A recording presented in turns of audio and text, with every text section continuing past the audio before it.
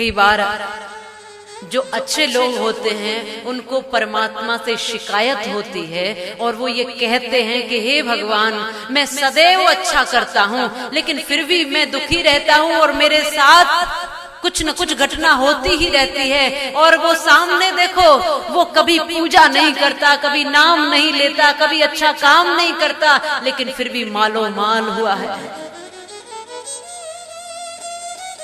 फिर भी तरक्की पे तरक्की किए जा रहा है। एक व्यक्ति सोचता है मेरी छोटी सी दुकान है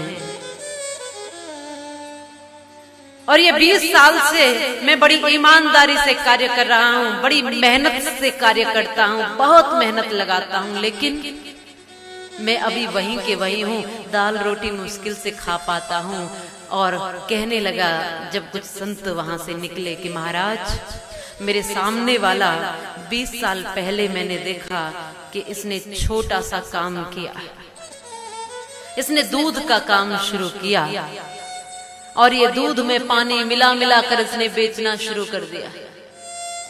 दूध में पानी मिलके आता है, दूध में पानी मिला मिला के बेचना शुरू कर दिया और बेचता गया। आज उसके मेरे ही दुकान के सामने 3-3 कोठियां बनी खड़ी है। मैं इस छोटी सी खोली में था, छोटी सी दुकान में 20 साल पहले भी था, अब भी वही हूँ। इसलिए मुझे ये शिकायत है कि मैं तो ईमानदारी से काम करता हूँ पर मेरी तरक्की नहीं हुई, और परमात्मा उसको इतना आगे बढ़ा रहे हैं जबकि वो ईमानदारी से कार्य नहीं कर रहा। तो संतों ने कहा, एक काम करो, एक गड्ढा खोदो। एक गड्ढा खुदवाया। कहा कि इसने 20 सालों में लगभग कितना पानी मिला दिया होगा। कहा अब ऐसा तो नहीं पता, लेकिन एक अंदाज लगा लिया कि इतना पानी माने अंदाज से इसने मिला दिया होगा। बोले जितना इसने तुम्हारे अंदाज से पानी मिला दिया है उतना इस गड्ढे में पानी डाला। उसने अंदाज से उतना पानी डाल दिया। कहा अब इस गड्ढे में कूद जाओ। उस गड्ढे में उतर गया, कूद गया तो देखा कि पानी यहां तक आया है। संतों ने कहा फिर चिंता करने की बात क्या, यहां तक तो आ ही गया है, डूबने में ज्यादा समय नहीं है, यहां तक तो आ ही गया, अब तो दुखी क्यों होता है। ये जो 3-3 कोठियां खड़ी है ना, ये देखते देखते तू चिंता मत कर, तू दुखी, तेरी इस छोटी दुकान का कुछ बिगड़ने वाला नहीं है। तू चैन से दाल रोटी तो खा पा रहा है, लेकिन वो कभी चैन से उन 3-3 कोठियों में सो नहीं पाया होगा। और चिंता मत कर, अब डूबने में ज्यादा समय हमने, लोगों ने बड़े बड़े नाम कमा लिए, क्या क्या कर लिया, इसको धोखा देकर उसको धोखा देकर, और डहता है तब कैसे डहता है, एक पल में सब समाप्त हो जाता है। जो बरसों में कमाया वो एक पल में समाप्त। हम मन में सोचते हैं कि हमने कुछ पा लिया, लेकिन किसी को धोखा देकर हम कुछ पा नहीं सकते।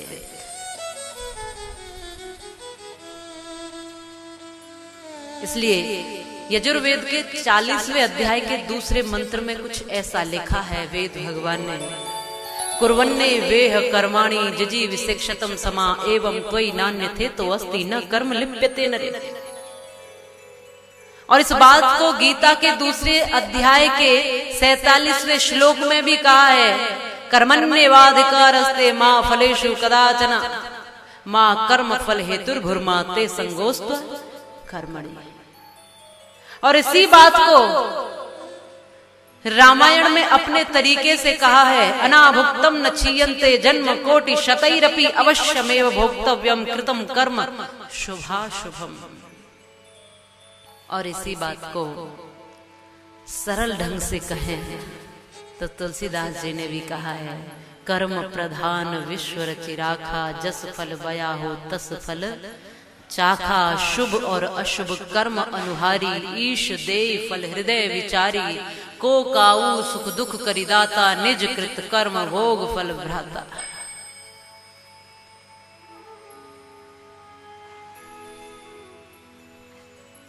जगह जगह पर शास्त्रों ने अपने अपने तरीके से सावधान करने का बहुत प्रयास किया है। यदि हम न समझ पाए तो यह हमारी नादानी है। इसलिए एक बात ये हमेशा याद रखना कि जैसा करेंगे वैसा, ये सीधा सीधा सा सिद्धांत अपने जीवन में रखना कि जो करेंगे, जो बोएंगे, वो हमेशा हमें मिलने वाला हमेशा मिलेगा। जैसा करेंगे वैसा मिलेगा। एक व्यक्ति गंगा जी पर गया, गंगा मैया से कहा कि गंगा मैया, ये दुनिया के पापी तुम्हारे भीतर सारे पाप छोड़कर चले जाते। हम कहते हैं ना, गंगा स्नान से सारे पाप धुल जाते। यहां तो खूब रगड़ रगड़ के धो रहे। बड़ा बढ़िया अवसर मिला है, जन्म जन्म के धो लो, एक जन्म के नहीं, कई कई जन्मों के। न जाने कब कब के हम अनाड़ी हैं। आपका क्या मानना है?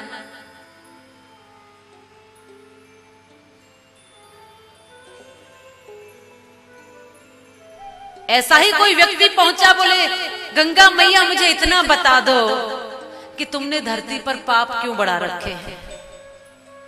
तुम्हारी वजह से इस धरती पर पाप बढ़े हुए हैं। यदि तुम लोगों के पापों को अपने भीतर न लो तो लोग क्यों पाप छोड़कर जाएंगे।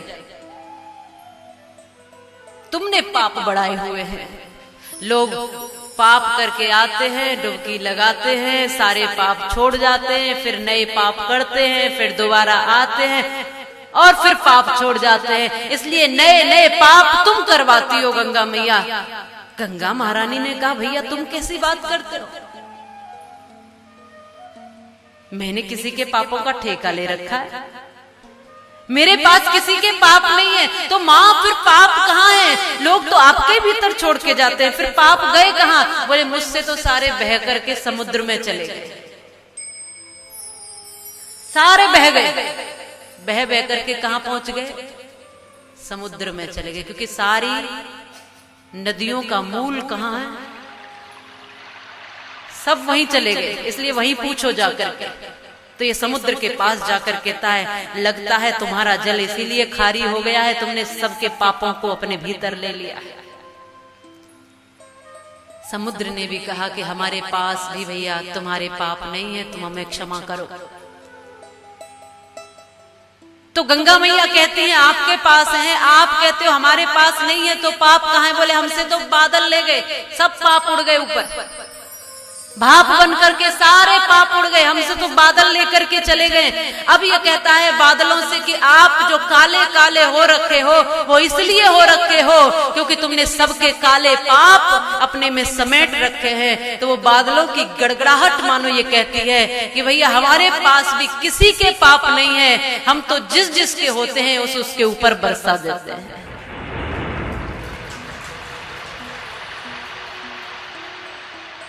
तो पाप कहाँ आया?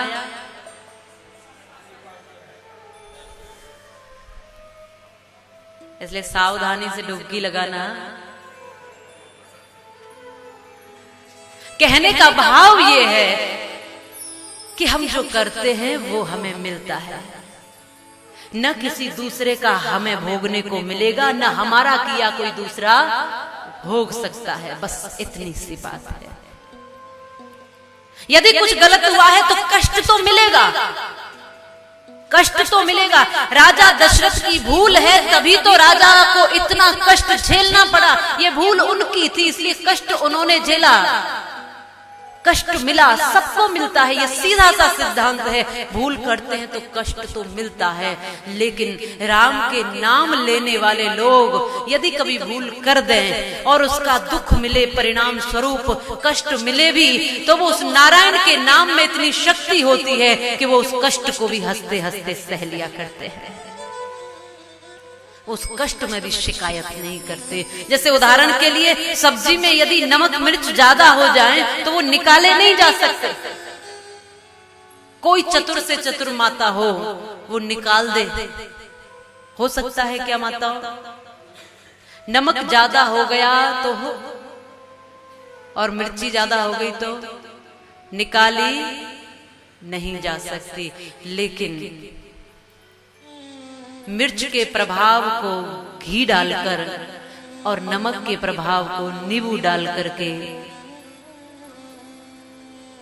जबकि उसमें से कुछ निकाला तो नहीं है, निकला कुछ नहीं है, लेकिन उसमें कुछ मिलाया है, और वो मिलाने से खाने वाले की सामर्थ्य बढ़ गई है। अब उसको न तो नमक लग रहा है न मिर्च लग रही है। ऐसे ही यदि भक्त से कुछ भूल हो भी जाए तो वो उस कष्ट को भी धारण करता है, और नारायण के नाम से, परमात्मा के नाम से, राम जी के नाम से इतनी शक्ति उसकी बढ़ जाती है कि उस कष्ट को भी वो पचा लेता है।